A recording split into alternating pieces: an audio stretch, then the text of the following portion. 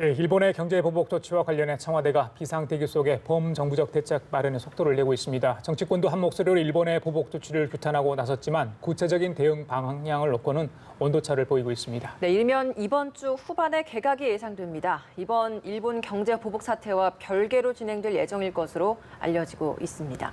관련 내용 포함한 주요 현안들 임병식 전 국회 부대변인, 정태근 전 국회의원과 함께 자세히 살펴보겠습니다. 예, 안녕하십니까? 어서 오세요. 예. 자, 청와대가 일본이 백색과 적용 대상에서 한국을 배제키로 한 것 관련해서 총력 대응을 하고 있습니다. 비상 상황이겠죠. TF 꾸리고 상황반 꾸리고 여러 가지 일을 지금 하고 있고 고민도 많이 할 것 같습니다. 문재인 대통령이 이 일 임시 국무회의를 열어서 대응 방안을 국민들한테 메시지를 전달하지 않았습니까? 오늘 오후에 수석 보좌관 회의가 있고요. 오늘 이번 주 일정을 특별히 잡지 않았다고 합니다. 그렇죠. 고심이 클 것 같습니다. 예, 문 대통령께서 지금 일정을 안 잡은 이유가 그 대일 문제가 워낙 심각하다 보니까 이제 탄력적으로 좀 대응하기 위해서인데요. 예. 저희들이 지금 우리 국가 어떻게 보면 위기에 처해 있다고 봐도 좀 과장이 아닌데 이미 저희가 두 번에 걸쳐서 이런 국난 위기를 극복한 사례가 좀 있거든요. 97년도 국제 외환위기 때 그때 그리고 또 2008년이죠. 그때는 또 금융위기 때인데 두 번을 저희들이 슬기롭게 이겨냈고요. 그때 97년 같은 경우는 금모으기를 350만 명이 동참을 했더라고요. 그래서 저희가 금 모은 게 21억 5천만 톤. 이게 돈으로 따지니까 한 2조 6천억 정도 되는데요. 당시에 그때 중국의 총리라든지 호주 수상 같은 경우가 굉장히 경이적인 일이다. 세계에 이런 나라가 있었냐면 도와줄 만한 가치가 충분하다. 한국은 분명히 일어날 것이다 하면서 저희들이 그런 기조를 변화하는 데 큰 기여를 했었는데 문 대통령의 이제 8.15 경축사가 이제 남아 있지 않습니까? 저희가 지금 저도 좀 설마 했거든요.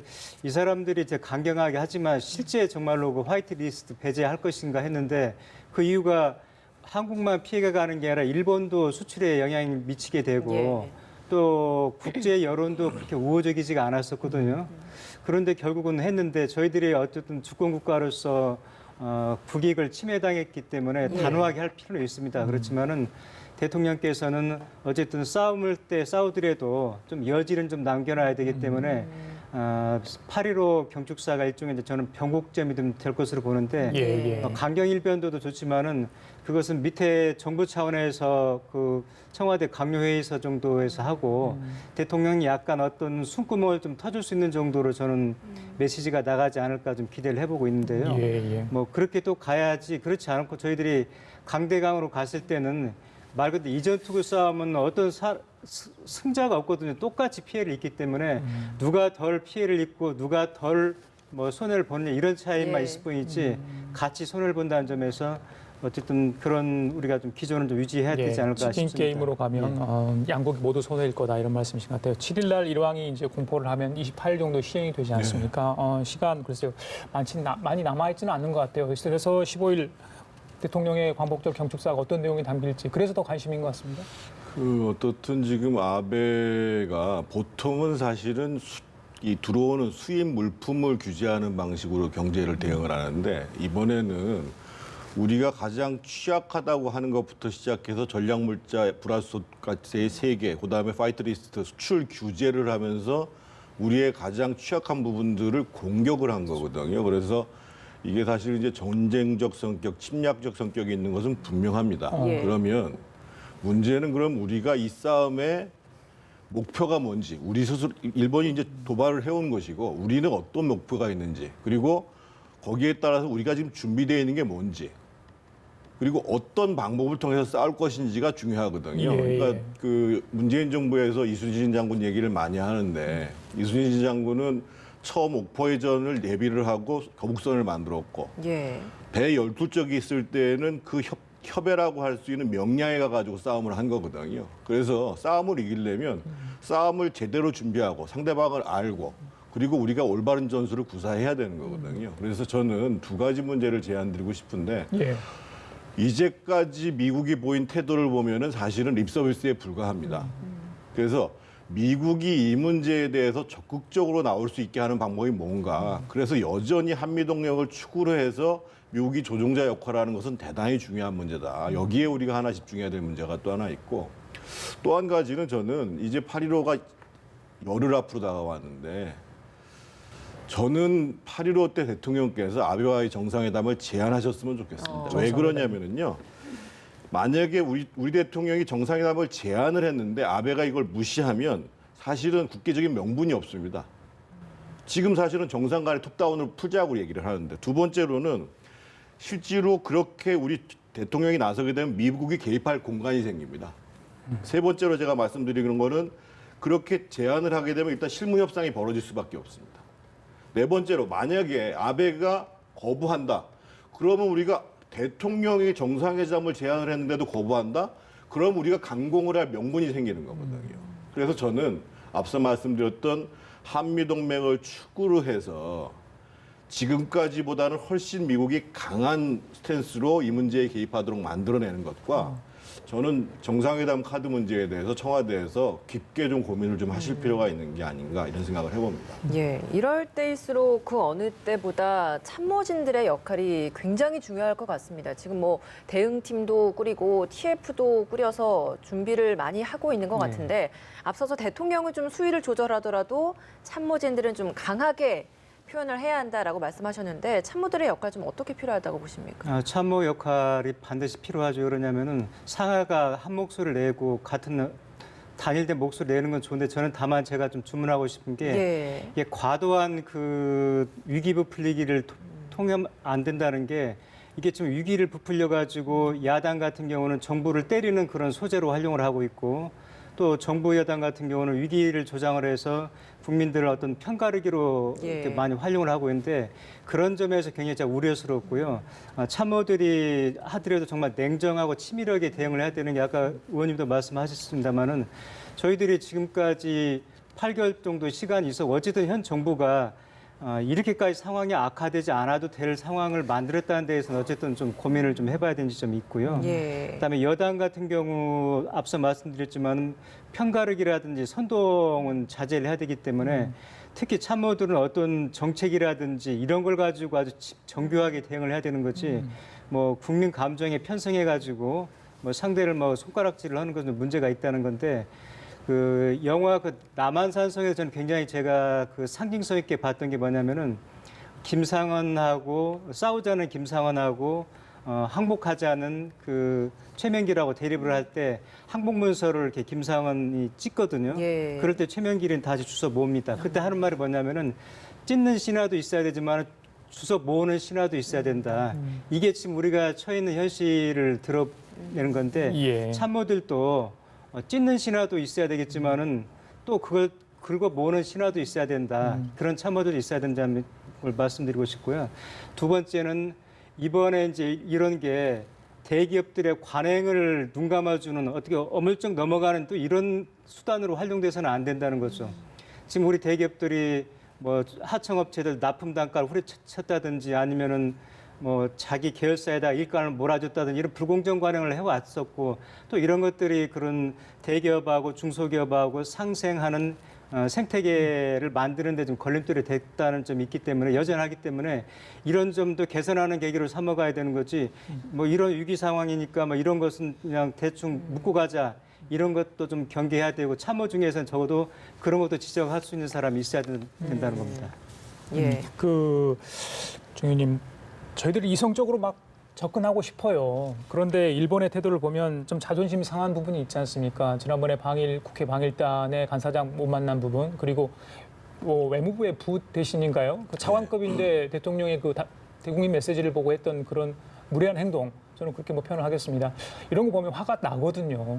그러니까 일본의 지금 소위 그 아베를 중심으로 한 소위 이제 4인방들이 이것을 주도해 나가면서 사실은 이제 그 기존의 외교 관례들을 무시하자 그리고 이제 이 한국 정부를 굴복시키자라는 것에 이제 합의를 본 거죠. 그러니까 이제 외무 부대신이 나와가지고 이런 얘기를 하는 거고 거기에는 사실 우리 정부 책임도 있습니다. 지난번에 북한의 무슨 외무성 국장이라는 사람이 우리 대통령이 오지랖 얘기하고 있는데 얘기 한마디를 안 하고 뭔가 우리가 우리 국격과 자존심을 지키는데 일관된 대응을 못한 측면도 있는데 제가 보기엔 그런 부수적인 측면보다도 지금 청와대 참모들은 여론전에 집중할 게 아니고요. 전쟁에 이기려면 일단 전황을 정확히 알아야 되고 그 다음에 정말 우리가 제대로 전술을 구사하기 위해서 병참을 잘 준비를 해야 되고 그 다음에 거기에 맞는 전술을 구사해야 되거든요. 그런데 이순신 장관 얘기 다시 하면 이순신 장관이 일관되게 강조하는 것은 나보다도 상대방 지피를 잘하라는 거거든요. 그래서 일본이 지금 어떤 지점으로 공격해 오고 있고 일본의 약점이 뭐고 이것들을 정확히 분석해내는 게 지금 우리 참모들이 해야 될 일입니다. 여론전을 주도할 문제가 아니고. 예. 그다음에 그럼 우리 지금 병참 전열들을 정비해야 될 거 아니겠어요? 근데 지금 주로 얘기하는 것을 보면 장기 과제들을 많이 얘기하고 있어요. 그것이 아니라 지금 당장 그러면 우리가 전열을 정비하기 위해서 가장 중요한 것은 지금 현재 우리 기업들에게 떨어지는 당면의 충격들을 어떻게 완화하고 대비할 것인가. 이 문제를 첫 번째 검토를 해야 되고 두 번째로는 오늘도 지금 그 경제 상황 중에서 환율이 지금 1208원까지 올라갔거든요. 이 사태가 시작된 7월 초부터 시작하면 50원이 올라간 겁니다. 근데 보통 우리가 기축통화가 아니기 때문에 뭐 환율이 올라가면 무슨 뭐 수출에 좋고 수입은 어렵고 이런 차원에서 얘기하면 안 되고 우리가 어떻든 달러를 통해서 금융을 하는 나라이기 때문에 과거에도 보면 환율이 1250원까지 올라가면 앞으로 50원이 더 올라가면 상당히 불안한 상황이 되는 거예요. 그래서 기본적으로 지금 전체적으로 우리 상황 관리를 어떻게 할 것인가. 이게 사실은 청와대 참모들이 해야 될 일이라는 거죠. 예. 그러고 난 다음에 아까 제가 말씀드렸던 것처럼 정상회담이 유효한지 미국을 끌어들일 수 있는 방법이 뭔지 그리고 일본이 정말 아파하는 지점이 뭔지 이 전술을 만들어내는 것이 청와대 참모들이 할 일이지 뭐 죽창가 얘기하고 무슨 선전 얘기하고 이럴 때가 아닙니다. 지금. 예, 알겠습니다. 자, 글쎄 안보국회 지난번에 여야 합의했기 때문에 국방위 내일은 운영위가 열립니다. 북한의 도발, 뭐 9.14에 3번이나 도발했기 때문에 그에 대한 얘기 그리고 중국과 러시아의 카디드 침범, 북한의 발사체 발사에 대한 얘기 많았습니다. 이 부분도 사실 뭐 다뤄야 될 부분인데 워낙 또 일본의 백색 국가 제외한 부분도 컸기 때문에 여러 가지 어려운 상황인 것 같습니다. 화이트리스트 배제하고는 또 관계없이 또 이 일은 이 일대로 해야 되는 거죠. 또 안보 문제는 뭐 재론의 여지가 없이 중요한 문제이기 때문에 우리 국민의 생명과 안전하고 직결된다는 점에서 안보는 뭐 10번 강조해도 100번 강조해도 부족함이 없거든요. 그렇죠. 근데 최근에 좀 한반도를 둘러싸고 아까 장관께서도 얘기를 했지만은 여러 가지 복합적인 좋지 않은 상황들이 연이어서 이러다 보니까 국민들이 좀 불안감이 좀 증폭이 되는 것도 사실이었었고요. 또 제대로 지금 우리가 안보를 하고 있는지 의구점도 있는 게 사실인데 어쨌든 독도 영공 침해 같은 경우는 우리 공군이 굉장히 적절하게 신속하게 대응을 잘했죠. 뭐 그건 뭐 칭찬받아도 부족함이 없고요. 다만 목선 표류 같은 경우는 국방부 장관도 사과 표명을 했듯이 저희가 그런 점에서는 좀 허점이 있었습니다만은 문제는 이제 상황이 발생한 것은 저희들이 힘으로 자력을 못하지만은 그 이후에 어떻게 위기 관리를 해나가느냐인데 지금 이제 정부라든가 국방부 대책 내놓고 그대로 보면은 뭐 그런 대로 좀 잘 해나가고 있다고 보여지고 있고요. 다만 지금 이제 안보국회에서는 야당이 이제 계속의 주장을 해서 좀 열리는 건데 야당의 입장에서는 국민들이 불안해하는 부분을 정확하게 지적을 하고 정부로 하여금 대책 마련을 촉구할 수 있도록 하는 거고요. 정부는 또 이런 계기를 통해서 어디에 문제점이 있었는가를 시인할 부분은 시인하고 또 보완할 부분은 보완하는 이런 계기가 되는 생산적인 안보국회가 좀 됐으면 하는 바람이 있습니다. 예, 사실 여야가 대응 방안에 있어서는 굉장히 좀 시각차가 많이 있습니다. 오늘 이렇게 국방위하고 내일 운영이 좀 어떤 방향으로 좀 전개될 거라고 예상하십니까? 일단 지금 우리의 안보 태세는 상당히 심각히 문제가 있다는 게 드러난 상태입니다. 그래서 저는 정경두 장관은 사실은 북한이 적대적 행위를 하지 말라고 촉구하는 것은 당연히 해야 되는 거지만 그거 가지고 해결이 안 난다는 겁니다. 지난번 세 번째 발사 같은 경우는 세 번째 발사 같은 경우는 무려 발사 거리를 50km 이상 착오를 벌였고 네 번째 발사도 10km 이상 착오가 났습니다. 그러면 북한이 적대적 행위를 중지하라고 강력히 촉구하면서도 우리가 그러면 북한의 저런 도발을 막을 수 있는 방안이 뭔가, 현재 우리의 킬체인을 가지고 가능한 건가, 어떤 것을 보완해야 되는 건가, 이것이 준비되지 않는 이상은 의미가 없는 얘기가 된다는 거예요. 두 번째로 제가 말씀드리고 싶은 건 뭐냐면 독도 지금 일본을 겨냥해 가지고 독도 상륙 훈련을 한다고 그러는데 저는 그럴 것이 아니라 지금 이미 동해안을 벌어지고 계속적인 목선들이 내려오는 문제가 있었고 독도 영공을 침범하는 문제가 있어서 그렇고 우리가 북중러 일본 모두를 우리가 적대 가상할 수 있는 모든 사람들을 대상으로 해서 우리 실전 방어 훈련을 하겠다 동해에서 그 정도로 나와줘야 얘기가 된다는 거예요. 제가 이 말씀을 왜 드리냐면 지금 그 한미 훈련을 하는 것을 가지고 북한에서 시비를 걸어가지고 지금 이름도 못 정했어요. 홍길동 훈련입니다. 홍길동이 아버지를 아버지라고 못하는 것처럼 세상에 한미가 연합훈련을 하는데 이름을 못 붙이단 말이에요. 홍길동 훈련이에요, 이게. 근데 과거에 했던 키 리졸브 훈련, 증월군이 와가지고 실전 훈련을 하는 것도 아니고 독수리 훈련처럼 야외 훈련을 하는 것, 기동 훈련을 하는 것도 아닌데 그러면 저는 이런 문제에 대해서 지휘소 훈련을 하는 상황에 대해서도 북한에 대해서 눈치를 본다? 이거 말이 안 되는 얘기거든요. 그러니까 이런 모습들을 바꾸면서 우리가 일본을 상대로 해서 독도 상륙 훈련이 아니라 우리 지금 동해안의 안보를 근본적으로 점검하기 위한 우리 종합훈련을 하겠다. 그런데 돈을 써야 되는 거예요. 뭐 북한도 겨냥할 수 있고 일본도 그럼요. 겨냥할 수 있네요. 북중로 다 예. 우리가 동해를 이렇게 지키고 있다. 이런 모습을 보여줄 필요가 보여줄 있다. 필요가 있다. 알겠습니다. 그 이야기 좀 해볼게요. 그 논쟁이 있습니다. 민주당 이해찬 대표가 일본의 백색국가 배제 결정 당일날 여의도 일식당을 찾아서 오찬을 했는데 거기서 마셨던 술이 뭐냐, 정의당은 이게 전쟁거리가 되느냐까지 이야기를 하고 있습니다. 임 부대님 진짜 궁금합니다. 이거 어떻게 봐야 되는 겁니까? 저도 이제 술 마신 행위를 제가 보호하는 게 아니라요. 그건 분명히 잘못됐습니다만은 이렇게 정쟁으로 비화할 만큼 이런 그렇게 한가한 때인가 한번 돌아보면은 지금 앞서 저희들이 계속 논쟁을 토의를 했습니다만은 우리 한반도를 둘러싼 안보 상황이라든지 경제 상황 모든 게 녹록치가 않고 정말 국가적인 위기 상태이고 이 위기 관리를 어떻게 해나갈 것인지를 대통령부터 장관 여야 할 것 없이 국민들까지 다 힘을 합해도 지금 벅찬데 그 점심에 청주를 먹었냐 사케 먹었냐 이거 가지고 이렇게 저희들이 시간을 허비해야 되는지 좀 안타깝고요.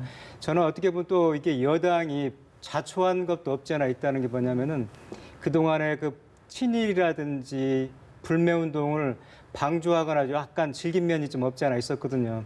그래가지고 국민들을 편을 갈랐었고 이게 아마 이제 부메랑으로 좀 돌아온 셈이 됐는데 그런 점에서 앞서 제가 말씀드렸듯이 너무 위기를 증폭하거나 과장할 필요가 없다고 말씀드렸듯이 이거 역시도 너무 이렇게 막 끌어내가지고 이렇게 상대를 공격하기 위한 공격, 비난하기 위한 비난은 좀 자제해야 되지 않는가 싶고요. 저희가 내부 분열이 있으면 흔히 하는 말로 이제 이런 말씀 제가 드려도 모르겠는데 집에서 키우는 개도 내가 발로 차기 시작하면 상대방도 발로 차는 거거든요. 그게 무슨 말씀이냐면은 내가 귀하게 알고 아래 상대도 귀하게 안다는 말이 있듯이 저희가 안에서 싸우고 자꾸 내분하는 모습을 보이면은 일본이 저희들을 볼 때 어떻게 보겠습니까? 이럴 때일수록 좀 더 단결되고 무슨 저희가 전체주의를 얘기하는 게 아니고요. 국민 정서상 이런 사소한 지역 단말적인 얘기로 서로 논쟁을 하다 보면은 저 사람들한테 더 틈을 줄 수 있다는 점에서 저는 불필요한 논쟁이라고 좀 생각을 하고 있습니다. 저는 우리 정치권이 일단 더 이상 친일 논쟁을 안 해야 된다고 생각합니다. 물론 민주당에서 먼저 시작했습니다만 자유한국당도 마찬가지고 친일 논쟁하지 말아야 되고요. 또 한 가지 우리가 일본하고 지금 싸우고 있습니다만 민간 차원의 문제를 지금 사실은 이 와중에도 일본 사람들 중에 한국에 와서 관광하는 시민들 얼마나 고마워요. 우리를 위해서 도쿄 한복판에서 시위를 하는 시민도 있는 거고 그래서 시민적 영역, 문화, 경제와 관련해 가지고 우리가 불맹하는 운동을 하는 것은 우리의 자발적인 참여고 예. 그렇죠. 실제로 일본 내의 여론들을 움직일 수 있는 그 우호적인 흐름들에 대해서 정말 절대 악영향을 끼치는 것을 하지 않아야 된다고 제가 말씀을 드리겠고요. 이해찬 대표의 문제는 뭐 사케를 먹은 거 일식집에 간 게 문제가 아니고요. 그날 오전에 파이트리스트 제외 조치가 발표가 돼서 사실은 저도 그 뉴스를 받아보자마자 굉장히 우울하고 심각한 상황이었거든요. 그리고 모든 정당, 모든 정부에서 대응책을 준비하는 시점에 약속이야 가셔야 되겠지요. 근데 거기서 이제 굳이 낮술까지 드셔가면서 다시 돌아오셨다라는 게 문제인 거거든요. 근데 저는 사실은 조금 그 문제가 어떻게 공개됐는지 잘 모르겠습니다만 민주당 내에 뭔가 내부 세력 간의 갈등도 있다는 느낌들을 좀 받지 않을 수가 없는 거고 어떻든 정치 지도자들은 이렇게 위기적 상황이 발생되면 정말 몸서 국민들한테 나부터 가장 긴장되고 나부터 고통을 분담하고 나부터 각오를 갖고 준비한다. 이런 자세를 보여주는 것이 예. 기본입니다. 음주 논란 일으켰던 분 한 분 또 있죠. 김재원 의원. 추경안 처리하는 그 당일날 저녁 늦은 시간에 술을 마시고 국회로 돌아온 일이 있었습니다. 여기에 있어서 한국당이 징계 조치를 내렸는데 엄중주의 차원에서 그쳤습니다. 이 징계 수준 좀 어떻게 보십니까? 제가 보기에는 사실은 저 정도 사안은 국회 윤리회부 사안입니다. 왜 그러냐면 예결위원장이 아마 본인은 오늘 예결위 심사가 그 간사 간의 조정이 안 끝날 거라는 것들을 생각을 했겠죠. 근데 원래 그날 처리하기로 한 거였잖아요. 그렇죠. 맞습니다. 그러면 본인은 대기하고 있어야죠, 사실은. 어떻든 그 조정하는 데에 본인이 참여 안 한다고 하더라도 합의가 이루어지면 예. 예결위 먼저 방망이를 두들기고 그리고 본회의에 넘어가는 과정이면 본인은 그것을 정말 예의 있게 쳐다보고 있어야 되고 간사 간의 조정이 안 되면 본인이라도 나서서 조정을 해야 되는 게 예결위원장의 임무예요. 그래서 저는 저런 문제와 관련해서 예를 들면 황교안 대표가 신상필벌 얘기하면 저거는 웬만한 막말 수준보다 훨씬 심각한 문제거든요. 왜냐하면 국회에서 해야 될 일과 관련해서 잘못된 모습을 보인 거거든요. 예. 그러니까 저런 국회 것들을 윤리까지 정님 말씀하셨는데 일단 당 윤리를 이렇게 해서 할 수도 있나요? 징계를? 당에서 이거는 할 수 있죠. 선행적으로 할 수 있는데 예. 지금 황교안 대표가 조치를 그냥 한거 아니에요. 엄중 경고 엄중 조치만 조치된 했잖아요. 거죠. 예. 조치를 했는데 엄중공표 정도로 끝난 건데 예. 저도 이게 문제가 간단치 않은 게 또 이해찬 의원하고 묶어가지고 막 이렇게 희석시킬 일은 아닌 게 뭐냐면은 이게 100일 만에 지금 통과가 됐거든요. 예. 3달 이상을 끌었던 문제고 지금 이 추경은 적기 타이밍을 놓치면 굉장히 반감될 수밖에 없는데 실은 어떻게 보면 약간 실효도 좀 감소된 상황이고요. 그날도 보면은 2시에 본회의 열겠다 그랬다가 4시로 연기했다가 또 8시로 넘기고 계속해서 지금 넘겼단 말이죠. 그리고 본인뿐만이 아니라 그 국회 사무처 직원들 저도 이제 의원님도 그렇고 저도 국회에 있었지만은 그게 끝날 때까지는 다 전원 올 스톱입니다. 대기죠. 대기를 하고 또 기재부 직원들 다 와가지고 막 그 대기하고 있는 데에서 본인은 나가가지고 반주도 아니고 그냥 건하게 취해가지고 와서 예. 좀 국민들이 이런 건 정서상으로 납득하기 어렵죠. 예결위원장 위원장 되면서 15일 날 됐겠으니까 보름도 안 됐고 그 과정에 또 마찰도 있지 않았습니까? 그럼에도 불구하고 저런 행위를 했다. 황교안 대표도 좀 머리를 아팠을 것 같아요. 그래서 뭐 엄중 경고 조치를 했는지 모르겠습니다만은 당 계속 혁신 이야기를 하고 있는데 저런 모습 보면 한국당 내 혁신의 움직임 뭐 국민들 보시기에 좀 실망스러운 면도 있을 것 같아요. 그 신상진 위원장을 중심으로 해서 내세운 그 방안은 비교적 잘 정리를 했습니다. 그래서 이제 예를 들면 국민과 함께 정책 역량을 강화하고 그리고 이제 이 능력 있는 수권 정당으로서의 모습을 보이면서 뭐 열린 모습을 보여주겠다. 문제는 그것을 그러면 어떻게 수행할 것인가 하는 가장 중요한 것은 당의 리더십이 그 문제를 심각히 생각을 하고 거기에 문제가 되는 지점에 대해서는 과감하게 지도력을 행사를 해야 되거든요. 그러니까 지금 말씀드린 것처럼 예를 들면 일련의 막말에 대한 징계라든지 또는 지금 이 국회 활동을 하면서 자당 의원들이 잘못한 것이라든지 이런 거에 대해서는 이게 정말 신상필벌이 필요한 사항이구나라고 얘기를 하고 동시에 정책적으로 우리가 그동안 취약했다라고 얘기를 하면 집권당과 정부에 대한 공격이야 야당이 당연히 해야 되는 거고 그러면 그것을 확실히 대체할 수 있는 대안은 우리가 이렇게 있다라는 부분들을 준비를 해야 되는 거고 야당도요. 야당도 뭐 일이 딱 터지면 그냥 공격하는 것마저 해결이 안 되는 거거든요. 그래서 그런 부분들을 제대로 실천해 갈 수 있는 리더십이 되는가.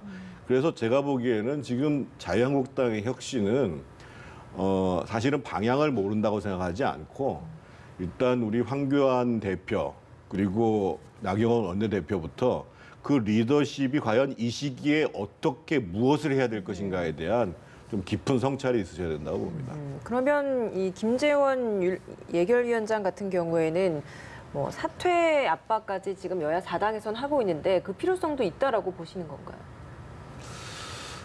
그러니까 저는 사실은 국회 윤리위원회를 한번 열어봤으면 좋겠어요. 국회 윤리위원회를 열어가지고 의원들 사이에서 이걸 어느 정도 심각한 문제인지라고 판단해봐서 만약에 그 출석 정지가 나오는 정도의 수준이다. 그러면 당연히 예결위원장 사퇴를 해야 되는 거겠죠. 그래서 저는 야당에서도 그냥 사퇴 얘기하지 말고 한번 제소해서 예. 우리 윤리위에서 한번 검토해보자. 이래봤으면 좋겠어요. 예. 이런 이제 관행도 이번 계기에 좀 바로잡아야 되는데요. 저희 언론인들도 예전에는 점심에 뭐 쉽게들 술 한잔 했으면 요즘은 기자들 낮에 술 먹는 기자 없습니다. 마찬가지로 의원분들도 상임위 열어놓고 또 피감기관하고 가서 술 먹고 들어오고 이런 관행 이제 바로 잡아야 되는 계기가 되는 거고요. 김재원 의원 같은 경우는 또 음주 전과가 좀 많이 있습니다. 작년 같은 경우도 오마이뉴스 출연해가지고 자기가 모 차관 그 술 먹은 걸 전화해가지고 경감을 좀 시켜줬다든지 또 2012년도 9월달에 새누리당 대변인 임명되고 나서 기자들하고 술자리에서 예, 그게 보도가 실수를 되니까 또 막 했었죠. 기자들한테 아주 막 거친 상욕을 했었거든요. 그러니까 이렇게 본인이 이러면은 본인 스스로 절제하는 것을 더 해야 되는데 이분은 그런 게 안 됐다는 점에서 저는 이제 개인의 김재원도 문제지만은 예. 이번 기회에 국회가 우리 의원들께서 이런 관행을 좀 바로 잡아야 된다 생각합니다. 예, 정님 짧게 여쭤볼게요. 이번 주 후반 정도에 개각이 있을 것 같아요. 뭐 일본의 경제보복과 무관하게 아마 진행을 할 것 같습니다. 물론 개각폭은 좀 더 줄어든다 이런 이야기도 있는데 개각 대상과 폭 어떤 인사를 했으면 좋겠다 이런 생각을 갖고 계신지요? 지금 개각폭이 좀 줄어든다는 거잖아요. 근데 저는 뭐 제가 일관되게 강조드리고 싶은 것은 문재인 대통령께서 취임하실 때 인사의 세 가지의 원칙을 얘기했습니다. 하나는 정말 능력 있는 사람 쓰겠다. 하나는 적재적소에 쓰겠다. 세 번째는 나를 지지하지 않아도 능력이 있으면 등용하겠다. 문재인 대통령이 취임사에서 얘기하셨던 그 원칙에 따라서 이제 더 이상의 회전문, 코드 인사는 좀 하지 않으셨으면 좋겠다는 말씀을 좀 드리겠고요. 두 번째로는 지금 우리가 이 외교 안보 진영은 상당한 문제가 있다고 봐야 되거든요. 그래서 저는 그동안 계속 뭐 인사의 어려움을 말씀을 하셨음에도 불구하고 그리고 지금 이제 일본과 현장에서 부딪히고 있음에도 불구하고 제가 보기에는 외교장관, 국방장관은 교체해야 되는 것이 저는 타당하다고 생각합니다. 예. 예, 의원님. 조선에 500년 동안 27명의 왕이 재임을 했었죠. 저희가 대왕은 딱 두 번 붙이거든요. 세종대왕하고 정조대왕인데 세종대왕이 그 르네상스를 이끌었던 가장 큰 이유가 황이라는 정승을 발탁을 했는데요. 황이 정승이 쉽게 말하면 정적이었습니다. 세종은 등극시키면 안 되고 장자를 하자고 그랬었거든요. 근데 과감하게 발탁을 했다는 거죠. 저는 그래서 이번 개각은 전문가 중심으로 해서 해야 되겠지만은 코드 인사보다도 두 번째 야권하고 지금 저희가 굉장히 극심하게 갈등 대립하고 있는데 이것을 해결할 수 있는 어떤 단초로 좀 지렛대로 삼을 인사가 좀 됐으면 좋겠다는 의견을 좀 덧붙이고 싶습니다. 예, 그래요. 알겠습니다. 지금까지 임명식 전 국회 부대변인 정태근 전 국회의원 두 분과 함께 얘기 나눠봤습니다. 말씀 잘 들었습니다. 고맙습니다.